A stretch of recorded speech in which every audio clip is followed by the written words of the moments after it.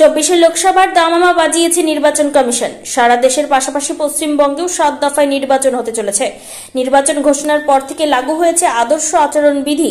সেই আদর্শ আচরণ বিধি নিয়ে মঙ্গলবার সকালে জেলা প্রশাসনিক ভবনের কনফারেন্স হলে বিশেষ বৈঠক আয়োজিত হলো।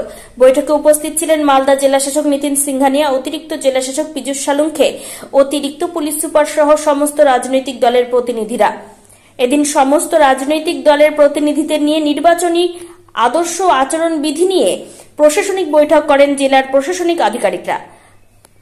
বৈঠকে রাজনৈতিক দলের প্রতিনিধিরা অবাধ ও সুষ্ঠু নির্বাচন প্রক্রিয়া পরিচালনার বিষয়ে বিশেষভাবে আলোচনা করেন। পাশাপাশি নির্বাচনী আদর্শ আচরণ বিধি মেনে চলতে সচেতন করা হয় সমস্ত রাজনৈতিক দলকে।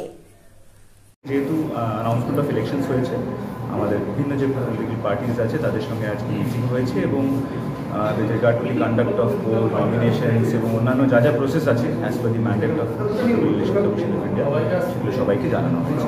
লোকসভা নির্বাচনকে সামনে রেখে নির্বাচনী আদর্শ আচরণ বিধি বা মডেল কোড অফ কন্ডাক্ট সেই ব্যাপারে সমস্ত রাজনৈতিক দলের নির্বাচন কমিশনের নির্দেশ মেনে চলার জন্য এবং নির্বাচন সংক্রান্ত আরও অন্যান্য জরুরি বিষয়, নমিনেশন থেকে শুরু করে আরও ক্যাম্পেইন পার্টে যা যা জরুরি বিষয় আছে সেই বিষয়ে আজ সমস্ত রাজনৈতিক দলের প্রতিনিধিদের নিয়ে সভা হয়েছে। আমরা সিপিআইএম এর পক্ষ থেকেও এই সভাতে উপস্থিত ছিলাম। কারা কারা ছিলেন?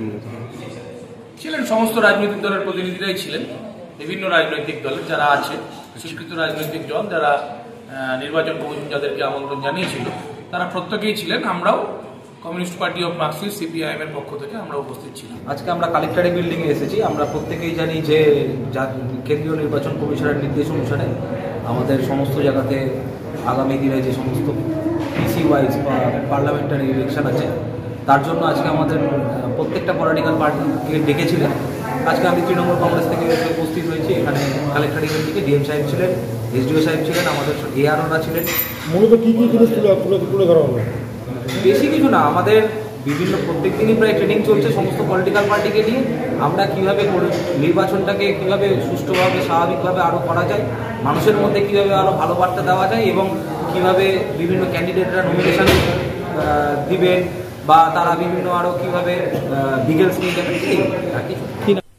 Bureau report, news for Bengal.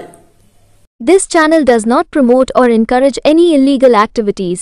All contents provided by this channel is meant for educational purpose only.